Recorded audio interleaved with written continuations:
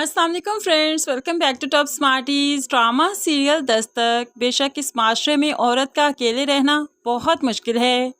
अब यहाँ पर किरण जो कि अपनी ज़िंदगी में सर्वाइव करना चाहती है, अकेले ही ज़िंदगी गुजारना चाहती है अपने बेटे के साथ, लेकिन दुनिया तो अकेली औरत को देखकर उसे खा जाने तक पहुँच जाती है। अब यहाँ पर एक वेडिंग में जब सैफ का दोस्त पहुंचा तो देखता है कि किरण यहाँ पर एज वेडिंग प्लानर काम कर रही है। उसकी तो बुरी नज़र किरण पर आ गई, क्योंकि वो जानता है किरण माशरे में अकेली है, किसी मर्द का साथ नहीं।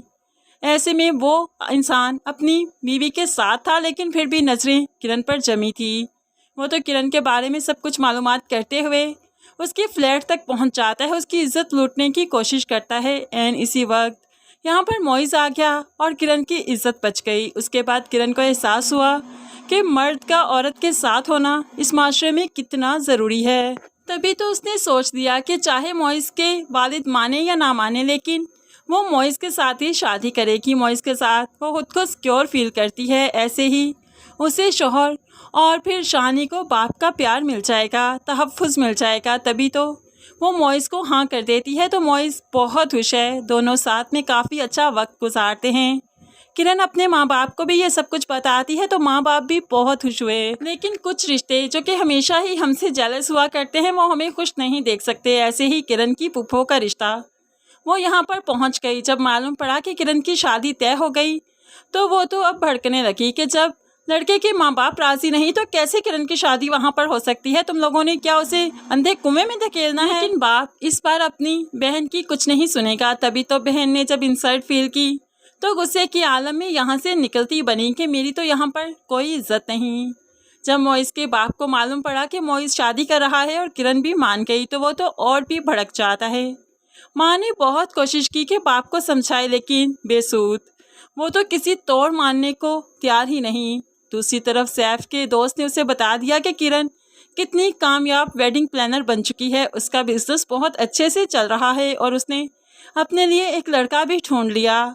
अब तो यहाँ पर सैफ के दिल में शैतानी आइडिया आ गया। वो अपनी माँ से कहने लगा किरण का बिजनेस बहुत कामयाबी से चल रहा है और उसने अपनी शादी भी तय कर ली। ऐसे में मैं उसे अपना शानी कभी नहीं दूंगा, क्योंकि जब वो दूसरी शादी कर लेगी तो जाहिर सी बात है वो इंसान शानी का सुतेला बाप होगा। और मैं नहीं चाहूँगा कि सगे बाप के होते सोते शानी सुतेले बाप के साथ ज़िंदगी गुजारे। अब यहाँ पर सैफ को ये सब कुछ तब याद ना आया जब उसने कस्टडी खुद किरण के हवाले की थी, और अभी भी याद ना आता जब कुदरत इसकी आंखें ना खोलती, इसे बच्चे की नेमत से महरूम ना करती। अगर तो इसके फ़रियाल से बच्चे होते तो ये कभी भी शानी की तरफ ना पलटता।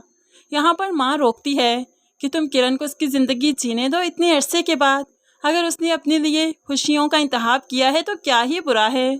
एक इंसान का, इवन कि एक औरत का इस माशरे में अकेले ज़िंदगी गुजारना बहुत मुश्किल है, और किरण का ये फ़ैसला मुझे अच्छा लगा है। लेकिन सैफ, जिसने ठान रखा है कि किरण को कभी भी सुकून से नहीं बैठने देगा, वो तो उठते बैठते अब बस अपने बच्चे की तस्वीर देखता है और फरियाल भी इससे इरिटेट होने लगी है।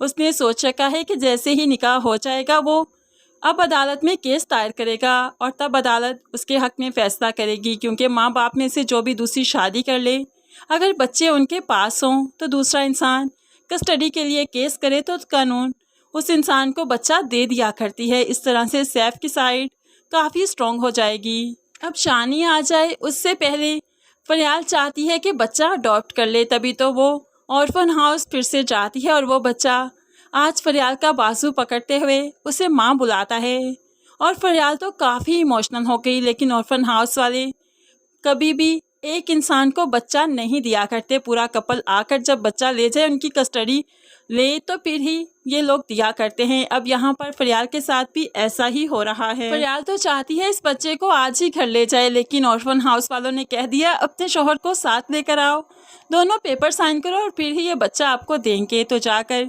अब सैफ की मिन्नतें करने लगी। सैफ, उसने मुझे माँ कहा है।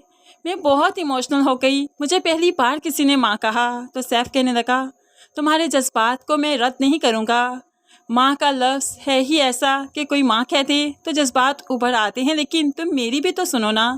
मेरा बच्चा जब इस दुनिया में मौजूद है तो मैं किसी दूसरे बच्चे को क्यों पालूं, अपनी जायदाद का वारिस किसी दूसरे को क्यों बनाऊंगा। अब तो यहाँ पर फरियाल और सैफ की तकरार चलने लगी। फरियाल किसी भी सूरत किरण का बच्चा अपने पास नहीं रखना चाहती, उसे पालना नहीं चाहती, और सैफ किसी भी सूरत किसी और का बच्चा नहीं पालना चाहता।